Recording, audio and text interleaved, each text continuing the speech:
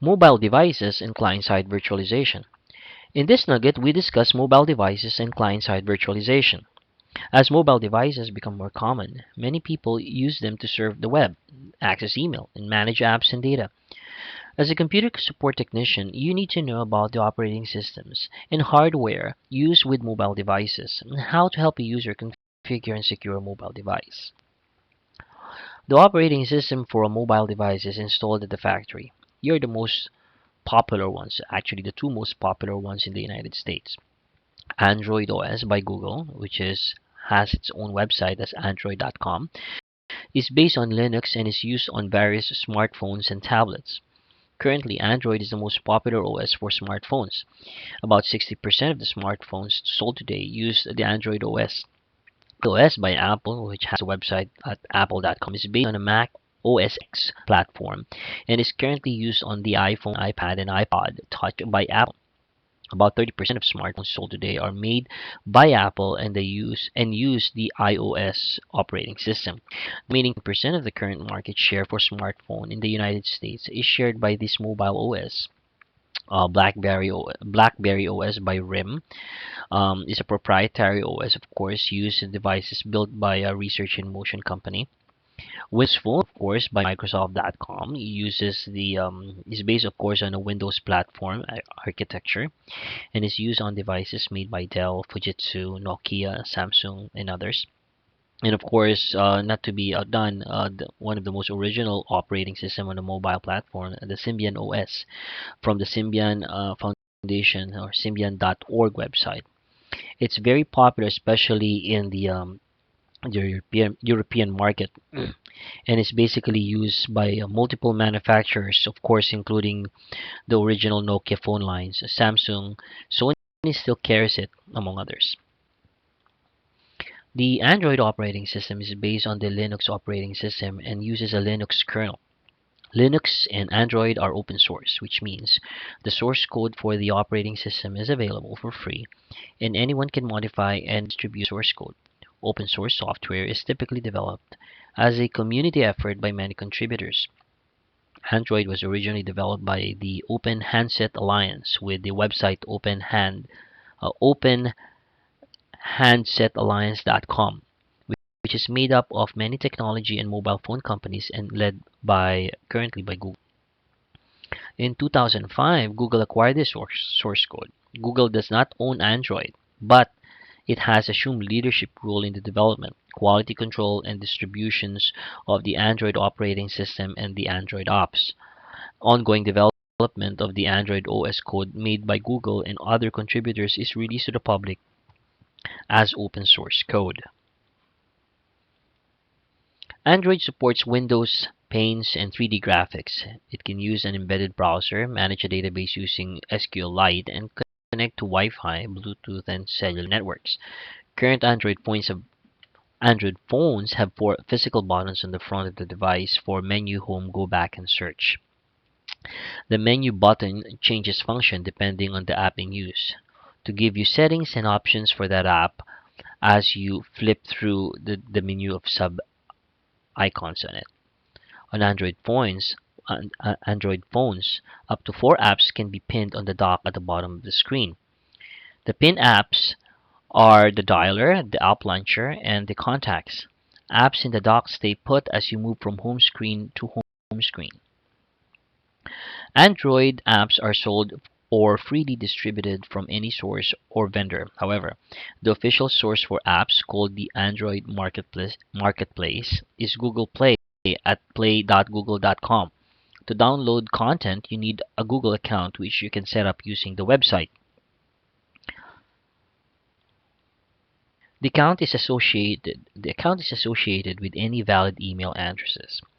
Associate a credit card with the account to make your purchase at Google Play.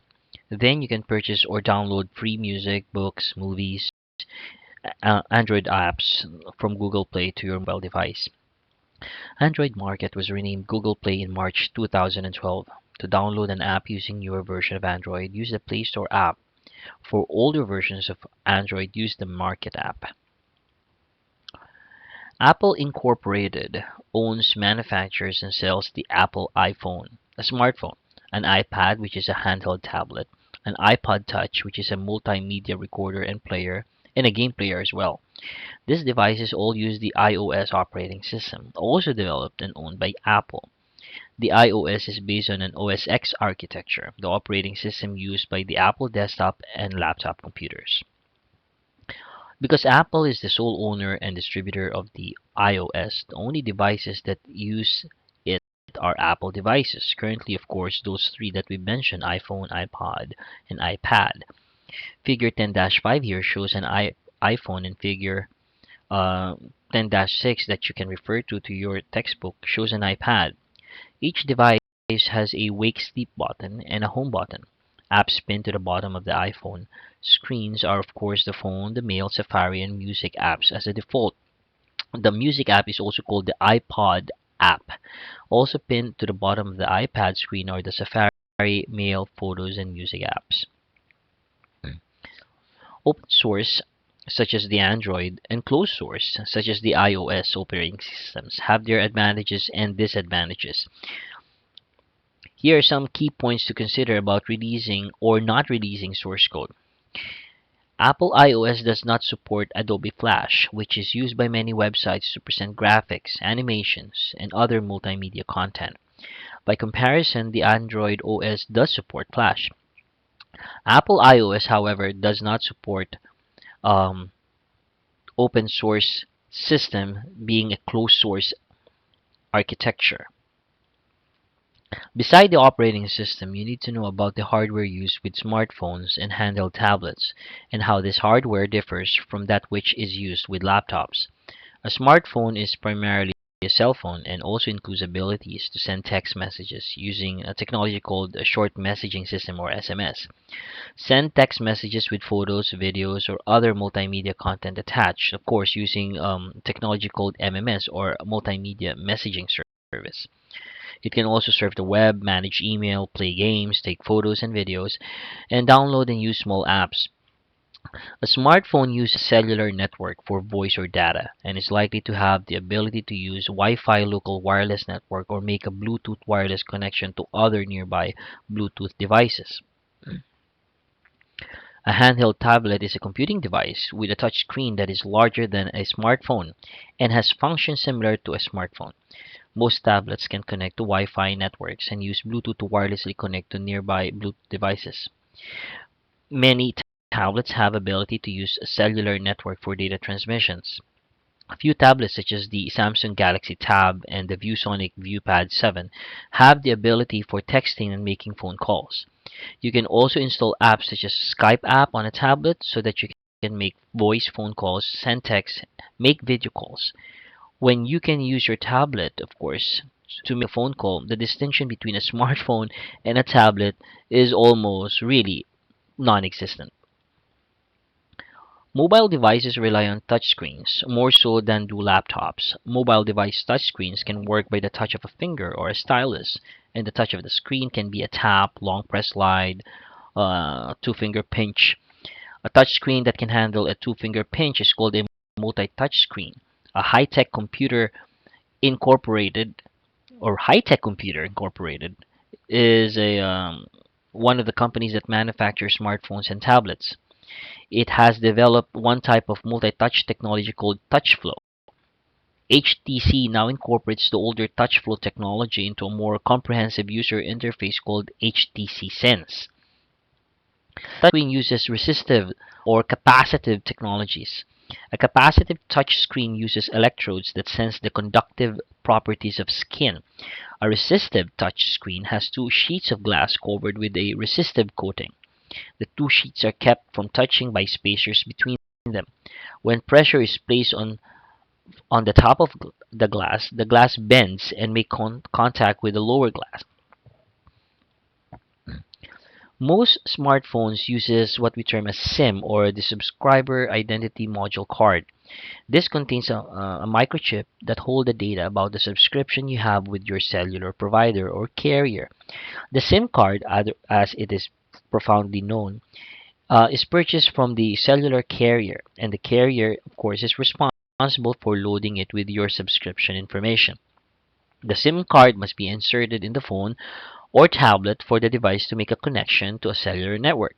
There are two types of cellular networks in play here in the Americas region: the GSM, or the Global System for Mobile Communication, and of course the CDMA, or Code Division Multiple Access. GSM is by far the most popular and is replacing CDMA. GSM networks require that a cellular service device have a SIM card, but CDMA network do not require a SIM card. Other internal hardware components of a mobile device includes a small gyroscope called an accelerometer and a GPS component. Here are brief details about each. A gyroscope is a device that contains a disc that is free to move and can respond to gravity as the device is moved. Three axes in the device sense how the disc moves and therefore can tell the direction of the motion. An accelerator is a type of gyroscope used in a mobile device to sense the physical position of the device. The accelerometer is used by the OS and the apps to adjust the screen orientation from portrait to landscape and vice versa as the user rotates the device in any direction. Mobile devices might contain GPS, or Global Positioning System receiver. The Global Positioning System is a system of 24 or more satellites orbiting the Earth, and a GPS receiver can locate four or more of the satellites at any time, and from these four locations calculate its own position in a process called triangulation. A smartphone can determine its position by using a GPS satellite data or data from the position of a nearby cellular tower in its cellular network. I hope this has been informative for you, and I would like to thank you for viewing.